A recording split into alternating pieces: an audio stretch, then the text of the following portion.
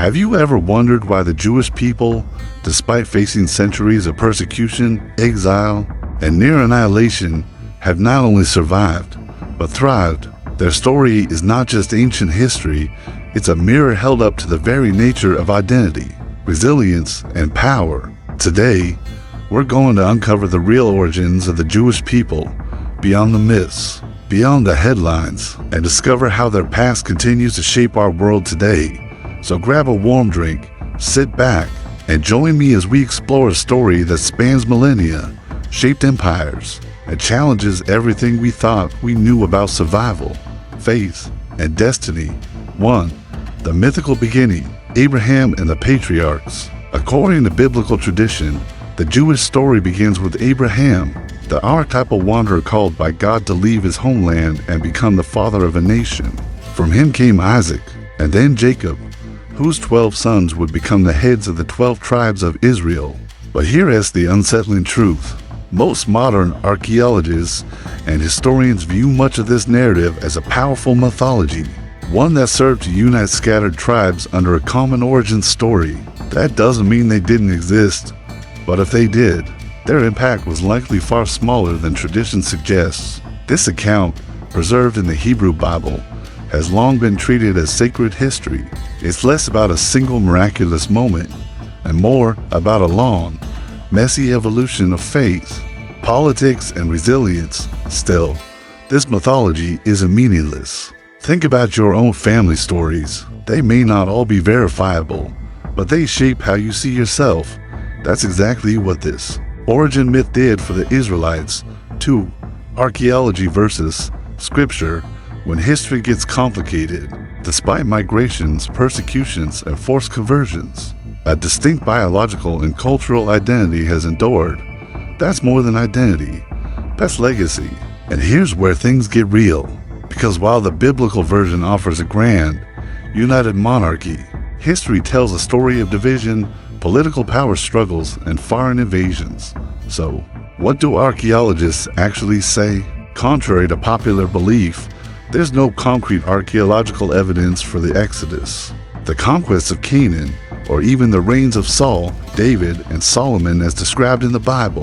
What we do know is that around the 8th century BCE, there were two distinct kingdoms in the region, Israel in the north and Judah in the south. This isn't just trivia, it changes how we understand Jewish identity. Then, in 586 BCE, the Babylonians, led by the infamous Nebuchadnezzar, destroyed Jerusalem, leveled Solomon's temple, and dragged much of Judah into captivity. 3. Genetic legacy.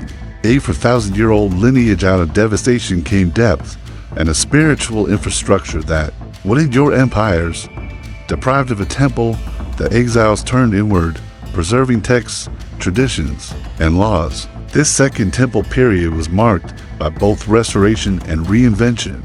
Many scholars believe that much of the Torah was compiled or edited during this era, as exiles tried to make sense of their suffering and preserve their identity. This moment, oddly enough, was a blessing in disguise. It shifted Judaism from a temple-based faith to one rooted in community, study, and memory. But by the time of Jesus, Judea was under Roman control and tensions were boiling. This wasn't just a building, it was the heart of Jewish ritual and national pride. Its destruction forced yet another reinvention, Rabbinic Judaism. Built around texts and teachers rather than sacrifices, let's bring in science. Recent genetic studies have shown that Jewish populations across the globe, from Yemen to Poland, share common genetic markers that go back over 4,000 years. That's remarkable. It's as if every diaspora, every displacement, carried a piece of the original spark, and that spark kept reigniting.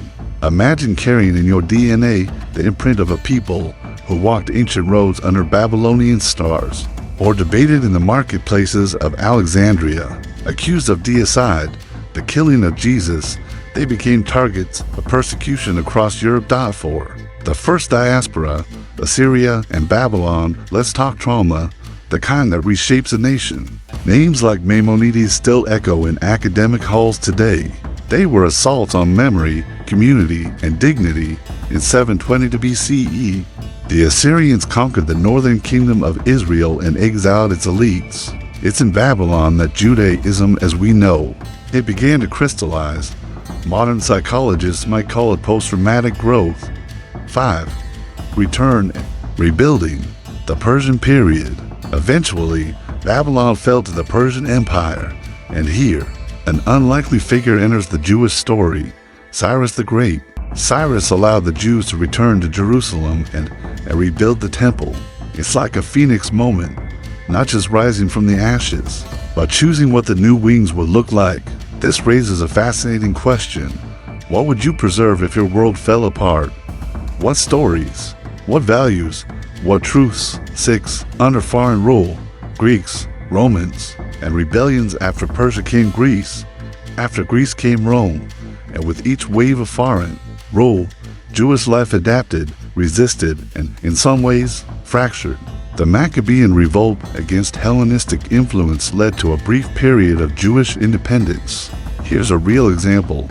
In 70 CE, after a failed rebellion, the Romans destroyed the Second Temple. Again, that adaptability, turning catastrophe into continuity, is one of the most powerful lessons in Jewish history. 7. Early Christian blame and medieval exile. As Christianity spread, the Jewish people were often scapegoated. This is where history turns dark.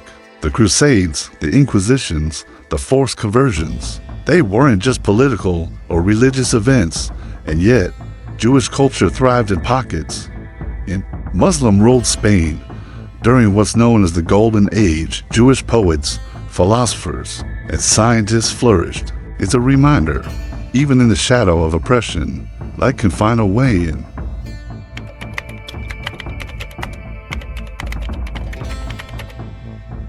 By the time Jesus walked the roads of Galilee, the fracture between Jews and Samaritans had solidified into something far deeper than mere political division. It was spiritual, it was personal, it was ancient, and it was ugly, so much so that many observant Jews traveling from Galilee to Jerusalem would intentionally take a longer route just to avoid passing through Samaria. He walked right into Samaria, not just physically, but emotionally and spiritually.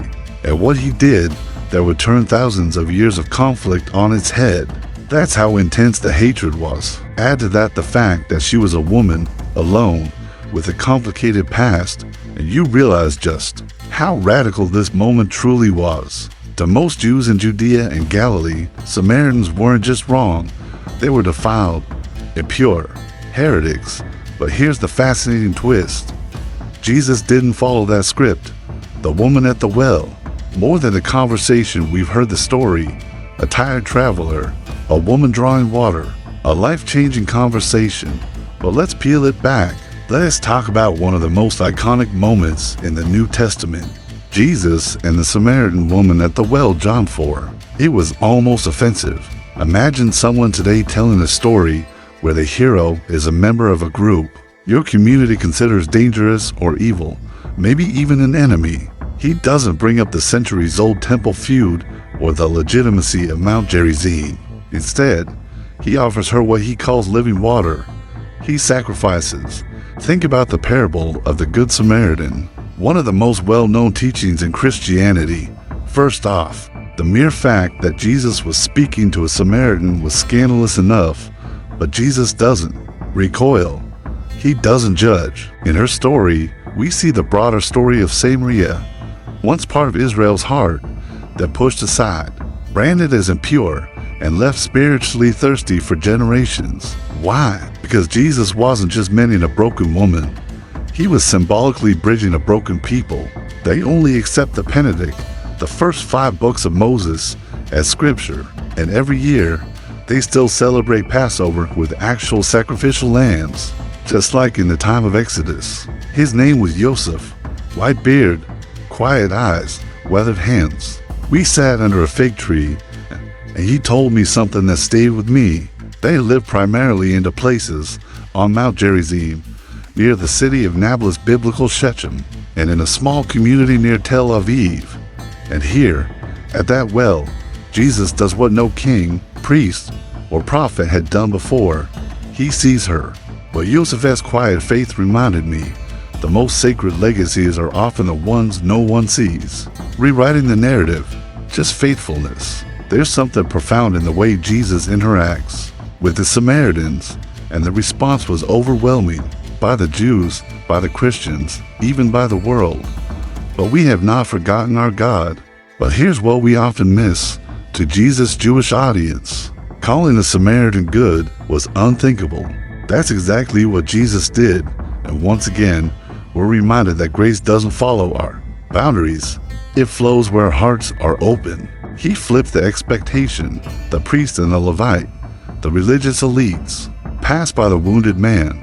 But the Samaritan, he stops, he heals. Jesus wasn't just telling a nice moral tale. He was throwing a spotlight on prejudice, on religious pride, and on what real righteousness looks like, the forgotten remnant. But this raises a question. Whatever happened to the Samaritans? We still divide ourselves into insiders and outsiders, clinging to pride, heritage, or tradition as weapons instead of tools for healing. Most people assume they disappeared into history, like the Philistines or the Hittites, but the truth is more astonishing. They still exist. What if we stopped seeing people as enemies to be avoided and started seeing them as neighbors to be loved? Today, fewer than 1,000 Samaritans remain. That's not a metaphor, it's a census fact. They follow a religion they claim is the true continuation of ancient Israelite faith. Imagine that, in the 21st century, a people keeping a flame alive for thousands of years, in almost complete isolation, clinging to an identity shaped by exile, rejection, and rivalry, a real-world encounter. I'll never forget a conversation I had with a Samaritan elder during a visit to Mount Gerizim. "We have been forgotten," he said. That sentence hit me like a thunderclap. In a world obsessed with being seen, liked, validated, here was a man who carried 1,700 years of spiritual legacy with no expectation of recognition. It made me reflect on how often we tie our value to external validation, subscribers, views, followers, applause. Samaritans and the early church now here. As something even more surprising, Samaritans were among the earliest groups to respond to the message of Jesus. In Acts chapter 8, we read that after persecution scattered the early believers, Philip, one of the 7 chosen deacons, went to Samaria and began preaching. Crowds gathered. Miracles happened. People were baptized. It was revival. Think about that. The very people rejected by Jerusalem became some of the first to embrace the gospel. There's something poetic about that. The stone the builders rejected, or in this case, the people the builders rejected, became part of the foundation for the early church. Modern echoes of an ancient conflict. The story of the Samaritans isn't just a historical curiosity. It's a mirror. Today, we still draw lines, sometimes with geography, other times with theology. Whether it's denominations, political ideologies, or cultural identities, the spirit of Samaria and Judah still lives in us. But what would happen if we started crossing those lines? Maybe then, like Jesus at the well, we'd offer living water to the very people we've been taught to reject.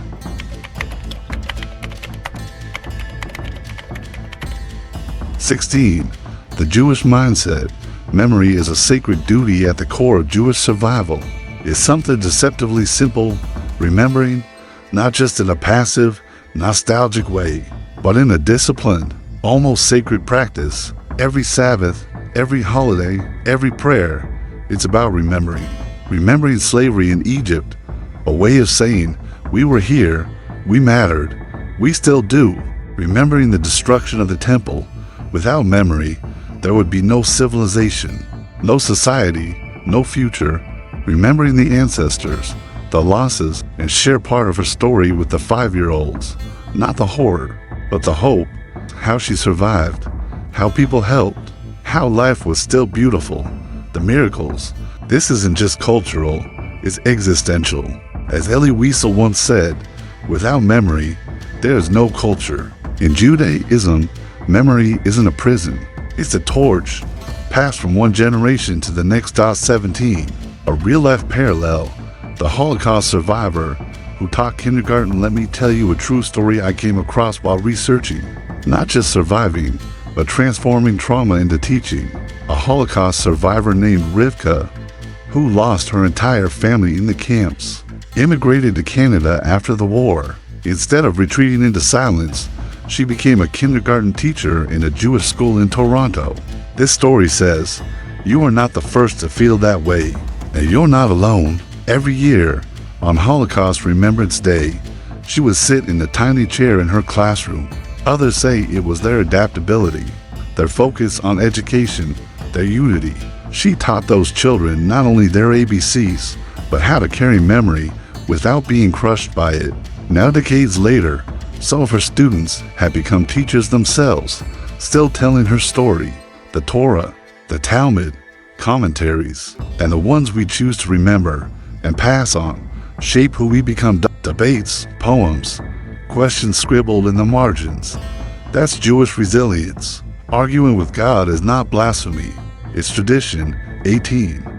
Why this matters today, not just for Jews, not just obedience, but engagement, a living, breathing legacy. And in the comments, I'd love to hear. You might be wondering, why should I care about Jewish history if I'm not Jewish? Because in a world that often moves too fast, forgets too easily, and fragments too quickly, the Jewish story teaches something universal.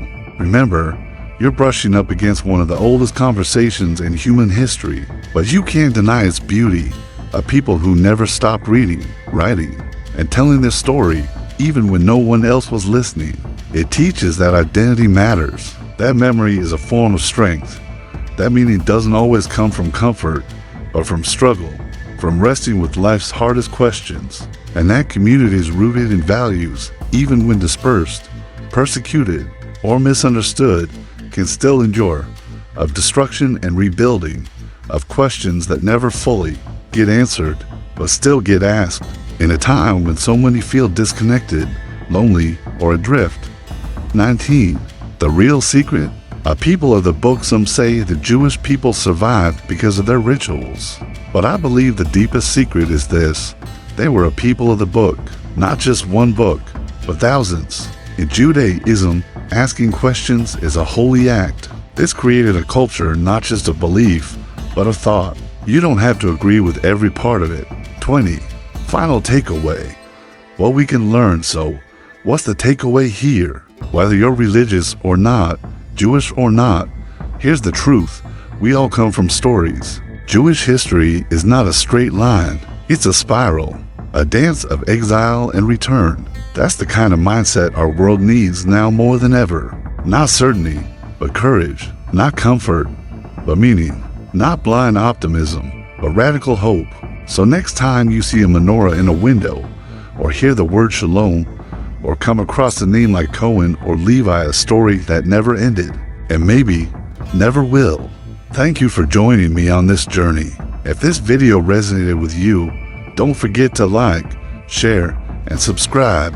What lessons do you take from the Jewish story? Until next time, keep seeking wisdom in the past, in the present, and in the questions that never go away.